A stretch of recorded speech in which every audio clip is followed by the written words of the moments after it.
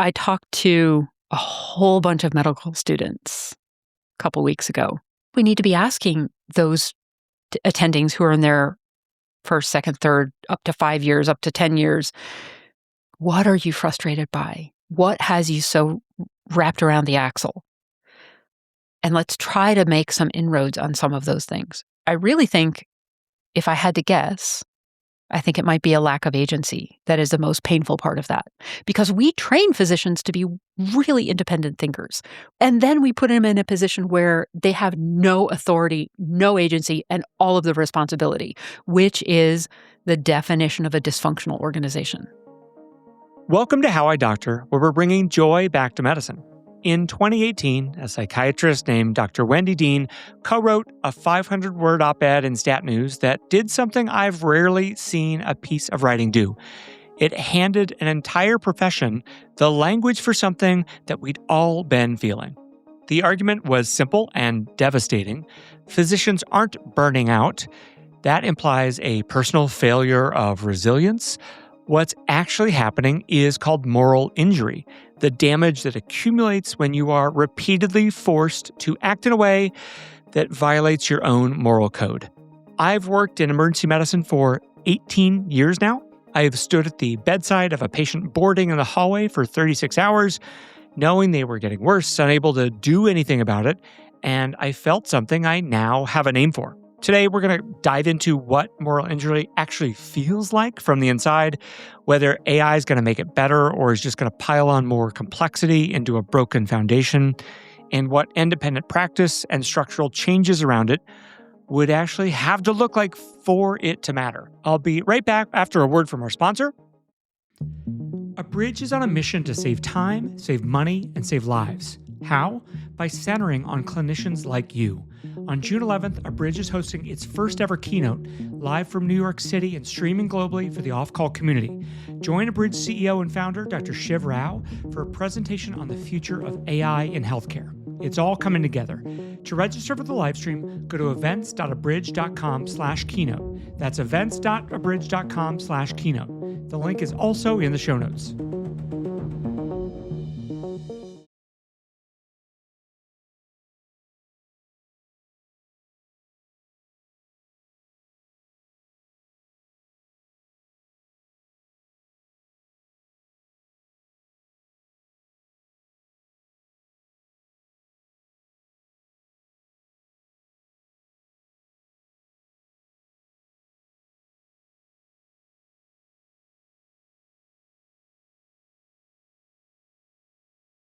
Before we jump into the episode, I want to thank our sponsor, Evidently.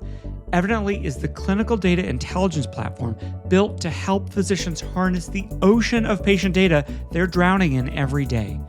From chart summarization to AI-assisted note drafting and denial appeal support, Evidently makes sure the right data shows up at the right time. Physicians using Evidently report spending less time hunting through charts and more time focusing on patient care. That's why they've become a trusted partner to health systems looking to improve documentation, quality, and revenue sustainability. The company is led by providers and AI researchers that are dedicated to reducing documentation burden and helping clinicians practice at the top of their license. If you want to see what Evidently can do for your hospital or your practice, reach out today at www.evidently.com. Now, let's get into today's episode. Dr. Wendy Dean, thank you for being here on How I Doctor. It's such a pleasure to be here. Thank you. Maybe we'll start in 2018. Where did you get the idea for calling it moral injury or understanding that this wasn't burnout, maybe wasn't the exact right term? So it's a little bit of a complicated story. When I ended up leaving psychiatry, because I felt like I was really efficient, I was really resourceful, and somehow I couldn't make this doctoring thing work. I thought that was about me. I went and worked for the Department of Defense doing research funding oversight. And in the course of that, I started seeing physicians across the country who were feeling the same way I had been feeling. They loved their work, they loved their patients, but everything else was sort of grinding them to dust. And the more I saw that, it was across specialties, it was across practice environments, And then I talked to my co-founder, co-author, Simon Talbot, who is a plastic surgeon at Brigham. And we all of a sudden had this epiphany. We realized that at opposite ends of the spectrum of healthcare, we were feeling the same thing. This isn't about us. This is not about who we are. This is about how we're being asked to practice. And at that moment, I knew the feeling that I was trying to describe, but I didn't have the language. But working in the DoD, was in the height of Iraq and Afghanistan, and all of a sudden, there were these stories coming out about military moral injury. And when I heard about that term, I thought, aha, this is it. And as I dove down that rabbit hole, it just looked like it more and more like it fit. What makes you nervous or keeps you up at night when you think about this generation of practicing physicians and where we're headed as a medical community if we don't course correct? The biggest worry that I have and that we're working on right now is that we are not preparing this generation for what they will go out and face. We're still training them as if they were going to go out into their own private practices. Yeah. We are not preparing them for the corporatization of healthcare. And in doing that, I feel betrayed. I feel blindsided. I had no idea what this was actually going to look like. That when I was in med school, I remember people telling me, "Oh, med school won't teach you about the business of medicine," and that's an important thing. That is a gap, right? That you don't really learn how insurance works, or what's a CPT code, or what's a ICD-10 code. Like that's saved for kind of residency, and really once you become an attending. And in the same way, I wonder if it's also like, hey, there's a really important thing that you need to know about that is not taught or even talked about, and it's something that it's kind of like on the job training in a really messed up way. Yeah. I mean, it is 100% on the job training. And I feel like people have said for a very long time that medical school and residency gets you 20% of the way there, and then that last 80% is your first year out in practice. I agree that medical school does not prepare us at all. And my residency actually was really good about teaching us about the business of medicine, the business of psychiatry in particular. It was brutal, like absolutely brutal. And I was really grateful when I got out, but I still didn't know everything. Is it like we should kind of warn people so they have realistic expectations, or is it more that we should be teaching them that to feel this way is normal, or to give them skills in order to handle it? Like, what do you think is the thing that we should be doing to help the next generation? Yes, and? Yes, and yes. Yeah. I think we need to be doing all of those things. Yeah. And I love, I mean, I've spent quite a bit of time in the last 3 months talking to pre-meds, medical students, residents, and I love their idealism. And it reminds us why we went into this field, right? But I also feel like when that gets sort of instantaneously disillusioned, that is a really ugly experience. And instead, what I would like us to do is to say, you know what? Here are the really, really good things about medicine. There are so many. It is still a noble profession. And yet, you will be faced at times with a question of, are you going to stay aligned with your values? Are you going to stay aligned with why you came here? I understand why people do that, because there are realities that come into play, but they need to know that there may come a time when they have to make a decision. Mm-hmm. And so how do you think about where your red line is? How do you think about standing up and speaking out about that? How do you do it in a safe way? How do you protect yourself? All of those things are things we need to be teaching, and we need to be mentoring. Dr. Dean, what language do you use to describe maybe kind of what moral injury feels like if you are not inside of medicine? What are the words to say that come across so that somebody not in medicine would understand what it feels like? Or well, first of all, it is remarkable in how many places moral injury resides. So we've heard from veterinarians, social workers, K-12 teachers, university professors, public defenders. I even heard from somebody at McKinsey, or somebody who had left McKinsey and who said, "Oh my gosh, did not have the language. I didn't know why I left. I just left. And now I know why." So I think it's in many more places than we realize. So Jonathan Shea in 1994 said that it was betrayal by legitimate authority in a high-stakes situation. And then there was a second definition that said it is perpetrating, bearing witness to, or failing to prevent acts that transgress your deeply held moral beliefs. Yeah. But when you put those two together, there's a betrayal that then causes you to transgress your deeply held moral beliefs. And it's sort of that stimulus response. There is a moment at which you can change. But what it feels like is I am wildly uncomfortable because somebody is asking me to go against something that is central, foundational to how I think of myself. So in healthcare, in medicine in particular, it is the oath that we took to put our patients first. Yeah. And when we're being asked to increase our throughput, to test more than we think is necessary, to skip tests that we think are necessary, to keep referrals in-house when sending someone outside to an expert would be better for them, those are all the things that start undermining our oath. Wendy, as you started to hear more and more physicians and other people come to you and say, "Oh my gosh, how did you read my mind? This is exactly how I'm feeling." Did you get a sense for where this came from or who's to blame? I mean, is there a villain in this story? When I was writing my book, that was a big part of the conversation. Where's the villain? Who's the villain? I was like, there is no villain. That's the problem. There's a diffusion of responsibility, I think, in this whole scheme, meaning some of it belongs to the insurance companies, some of it belongs to our CEOs, some of it belongs to the government, some of it belongs to us. It's like, I agree with you. That's why I asked the question. It feels like every stakeholder's got holding some piece of the ball here. Yeah. And until we have the accurate language to be able to describe it, now we do. Now we can start breaking it down into what are the drivers and can we knock those off one at a time, or at least make them smaller.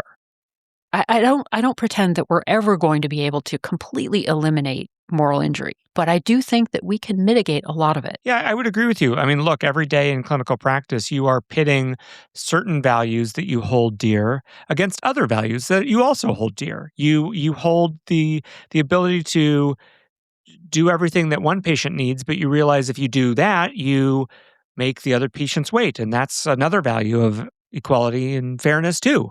Nobody in healthcare is saying, "Hey, we have to have a perfect system." Like we all acknowledge that there are trade-offs in the values. It's maybe when it becomes commonplace or something that it becomes, or it's like in our face that it becomes more difficult. I think there are a couple times when it becomes difficult. One is when there's a betrayal, most of the time it is unintentional. But when there is no bid to repair, when you raise your hand and say, "Hey, that crosses some boundaries for me." When there's no bid to repair, then that's where things become problematic, because what that says to me is the fabric of your community has broken down so far that somebody feels okay Yeah. in betraying you without trying to repair. So that means that you're not very valued. Yeah, I was just going to say, yeah, that probably makes you feel like shit. Exactly. Yeah. Exactly. When we think about, like, what does that do when we feel morally injured? If we don't feel like we can stand up and push back and speak out and be safe doing it, like there won't be any retribution, we either lock it down and take part of ourselves out of our work, or we get out. We escape. Yeah. And I think more and more physicians, if you look at the trends, what I'm noticing is that physicians aren't necessarily entirely quitting, but they're kind of melting away. They're trying to find other things to do with a certain number of hours a week. I'm going to do administrative work 2 days a week. I'm going to do research 1 day a week and administrative work 2 days a week so that I only have to be in clinic 1 or 2 days. And that is effectively reducing our physician workforce. And so that concerns me because I think if we made healthcare a less onerous place to be, if the clinic was a less onerous place to be, that's where physicians actually want to spend their time. That's why we went into this. A quick word about today's sponsor, Evidently. Their platform turns an ocean of fragmented clinical data into concise, actionable insights. Chart summaries, note drafting, denial appeal support, HCC capture, so you spend time caring, not chasing. A transplant surgeon at a large academic medical center recently took transplant referral review from 2 hours to 20 minutes with AI-assisted chart review from Evidently. Physicians deserve workflows that improve accuracy, reduce exhausting chart biopsy, and help us practice at the top of our license. If you want to see how this might work in your hospital or your department, go to evidently.com. That's evidently.com to get started today.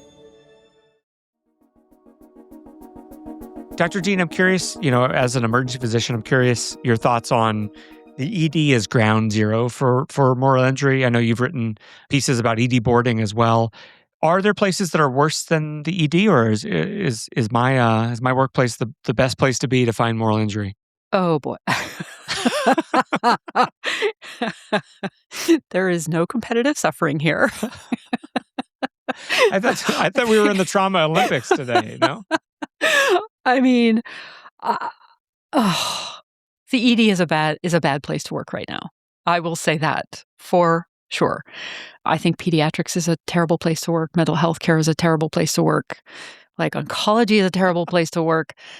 So I think there's plenty of distress to go around. Nobody needs a corner on that market. Yeah.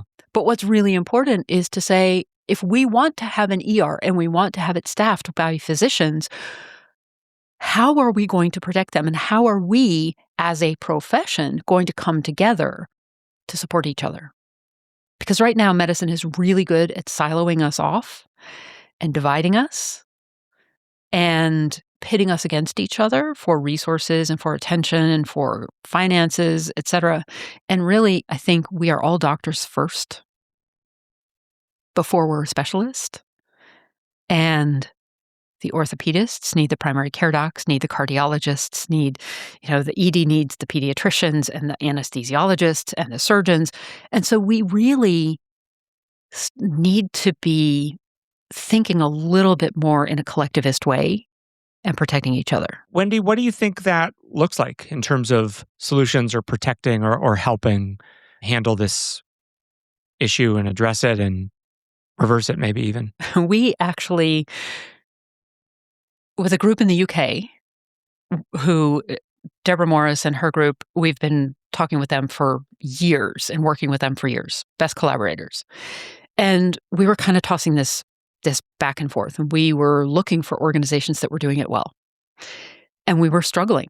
There were bits and pieces of it that they were doing well, but they weren't overall doing it really well. So we did a Delphi survey of people with experience of moral injury around the world in very different fields. And we said, hey, what does a non-morally injurious organization look like?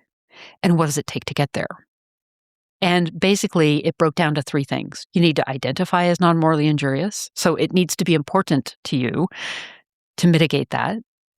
You need to align your behaviors and practices with that identity. You need to make sure that you're continually checking to make sure that you are aligning with that identity. And so it looks like a non-retributive work environment where, number 1, accountability and responsibility is shared not just across specialties, not just across licensees, but also between the clinic and the administrative side.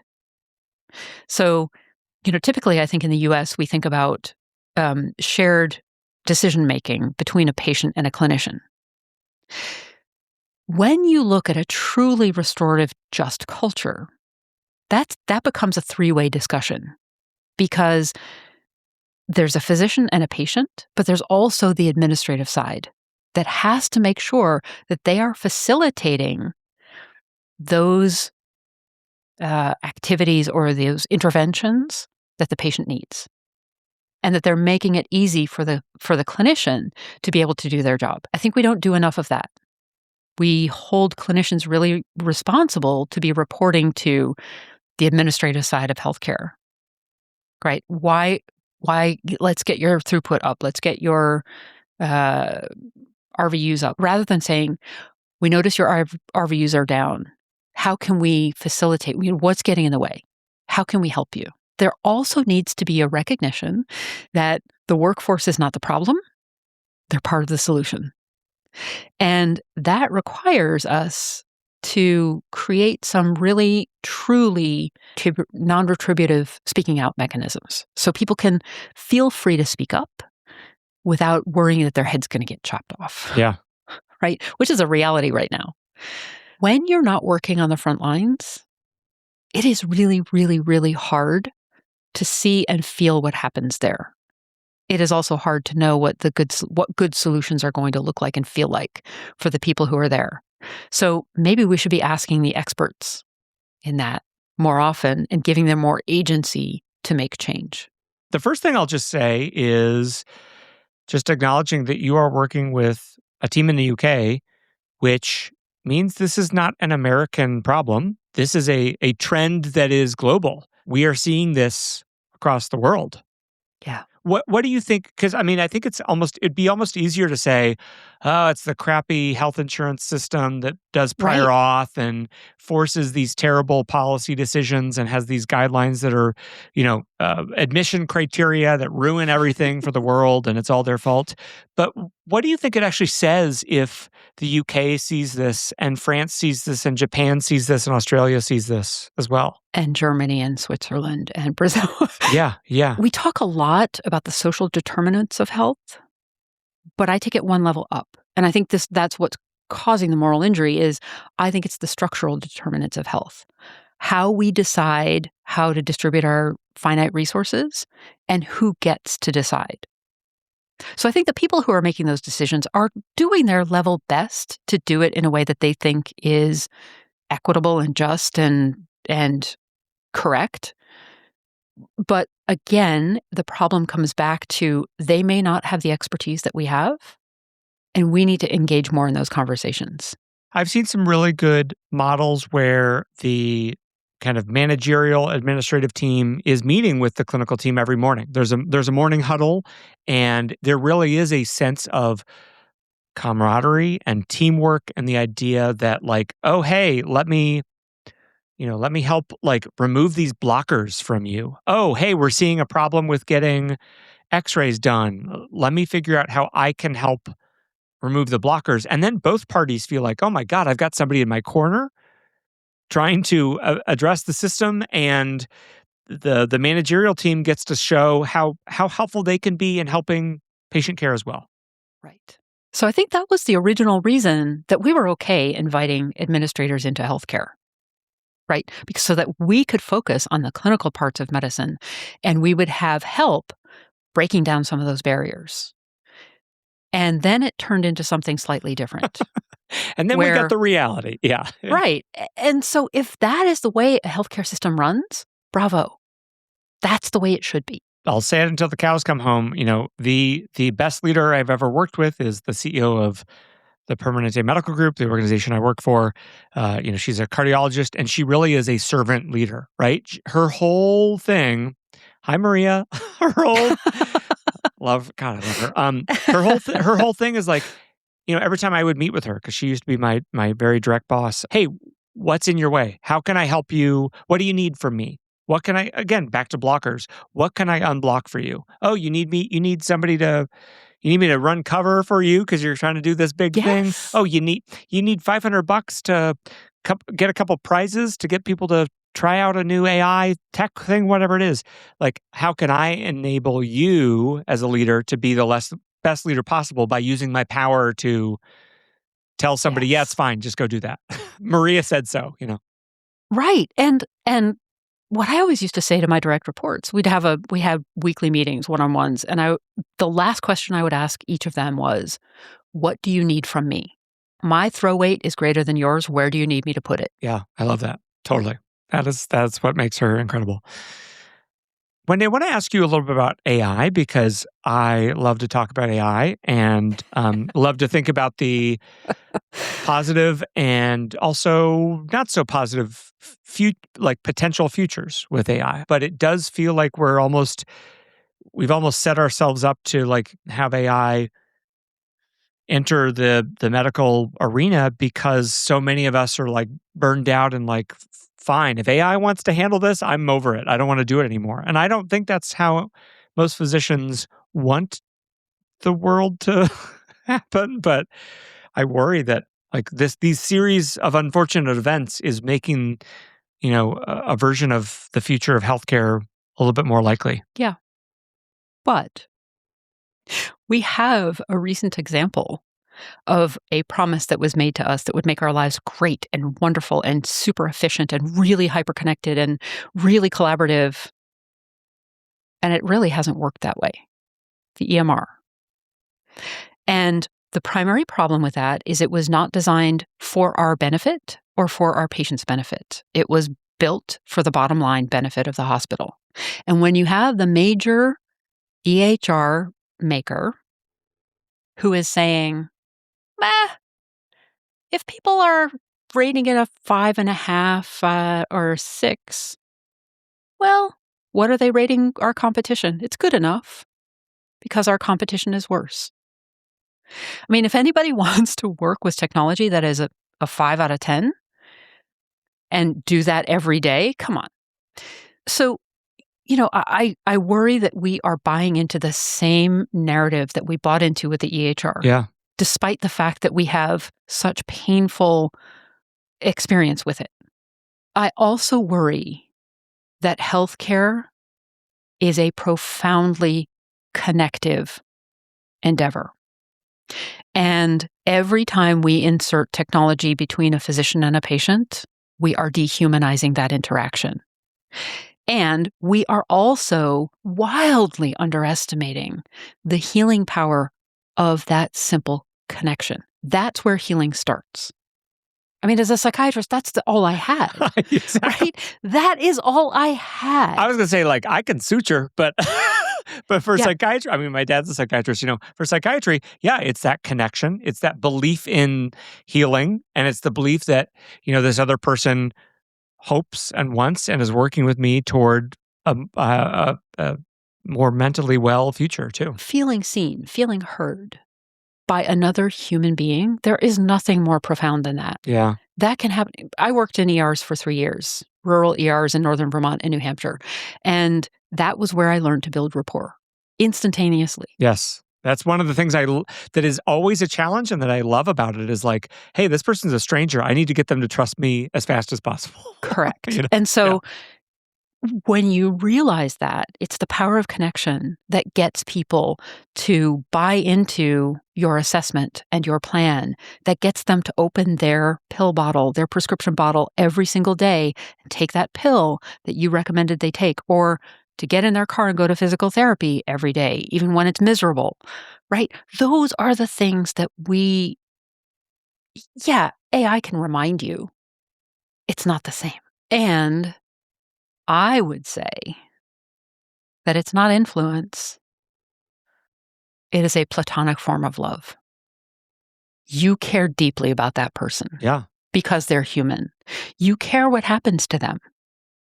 Yes. I think a lot of patients don't think that their doctors do, like that we don't think about them at night or like wonder, oh, I hope they're okay, or oh, I wonder what happened with that. Like I don't think people think we do that or that we carry these ideas around with us, but we do.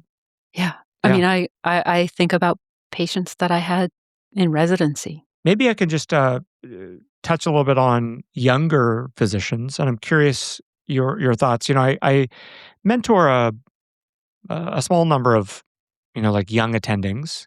And I find that, I'm 45. These people are probably in their early 30s, mid 30s. These are people who are have been out of residency 2 or 3 years, and they're already ready to run for the hills. They feel trapped and stuck because of their student loans. But if they didn't have those student loans, or if they had an alternative career that would pay them as much money to pay off the loans, I think they'd peace out. What do you think that says about the generation behind them who are maybe just pre-med or starting med school right now? I talked to a whole bunch of medical students a couple weeks ago, and they are wildly enthusiastic. Yeah. They have no idea what is coming. There's this mentality of, well, I'm going to set boundaries, and I'm going to set hard boundaries, not recognizing that boundaries actually in this profession probably need to be flexible. But I also think we need to be asking those attendings who are in their first, second, third, up to 5 years, up to 10 years, why? What are you frustrated by? What has you so wrapped around the axle? And let's try to make some inroads on some of those things. I really think, if I had to guess, I think it might be a lack of agency that is the most painful part of that. Because we train physicians to be really independent thinkers. We demand that of them. Correct. Yeah. Yes. And then we put them in a position where they have no authority, no agency, and all of the responsibility, Totally. which is the definition of a dysfunctional organization. Yeah. And I would say the same thing about AI. The technology companies would love nothing more to have all the benefits of a physician, like, it can make amazing diagnoses, but will accept none of the risk. No AI company is saying, we're going to take out malpractice insurance, and we're going to own what happens if there's a bad outcome or a near miss. There's... Well, then we have Warren Buffett saying they're uninsurable. AIs are uninsurable. Like his company is not going to back them in situations like that. And I sat with a room full of lawyers 3 years ago who were talking about AI. And I put up my hand, probably the only doctor in the room. It was a health law conference. And I said, hey, so when something goes wrong, who's going to be accountable for this? Who's going to be liable? Because if these physicians are being required to use this program that they did not have a hand in choosing, is it going to be that? Is it realistic to think that the physician is responsible? Or is it the person who signed off on purchasing that program? Is it the company itself? You could have heard a pin drop. They had not considered it for 1 second. A room full of lawyers. Literally, it was standing room only. And that's when I knew we were in big trouble. Wendy, in our last few minutes here, what gives you genuine hope that medicine gets to the other side of this? And maybe what does the other side look like? I don't think that we know exactly what the other side looks like, because I think we have to co-create it. I think we have to co-create it amongst ourselves, our patients, and the administrators, the business side of healthcare. But I think we genuinely need to co-create it. What gives me hope is a couple of things. One is healthcare is really broken. That's the bad news. But the good news is that it's really broken. So wherever we start to fix it, it's going to get better. Yeah, can only go up from here. Yeah. Exactly. But the other thing that really gives me a ton of hope is that so many people are seeing the challenges that are out there. And there are people in medicine all across the board, different licensees, different stages of their career, all the way from medical school to retirees, like I'm working with 84-year-old physicians who graduated in the class of 1967, who are all trying fiercely to change healthcare. That gives me a ton of hope. I always try to go back to the Fred Rogers, look for the helpers. Like you'll find them. They're out there. Yep. There's so many. And what also gives me hope is that still, almost to a one, physicians love the profession. And what I think nobody is talking about is the grief that goes with the potential loss of the profession. Yeah. As we know it and as we believe that we can practice and is best for our patients. We know that we have seen incredible saves, great medicine, great ability to help so many people. And then we also know what kind of the mean or the median or the average looks like today. And I think that difference is hard to grieve as well. Yeah. But people aren't willing to give that up. They're not willing to give up that original ideal that they had of what they could do with this work. And so they're fighting for it. And I think that's amazing. Dr. Wendy Dean, thank you so much for being here. I'm so glad we finally got to talk. So am I. Yes, thank you. This is amazing. Thank you so much. Thank you so much for being here. Thanks for joining me today. For interviews with physicians creating meaningful change, check out offcall.com/podcast. You can find How I Doctor on Apple, Spotify, or wherever you listen to podcasts. We'll have new episodes weekly. This has been and continues to be Dr. Graham Walker. Stay well, stay inspired, and practice with purpose.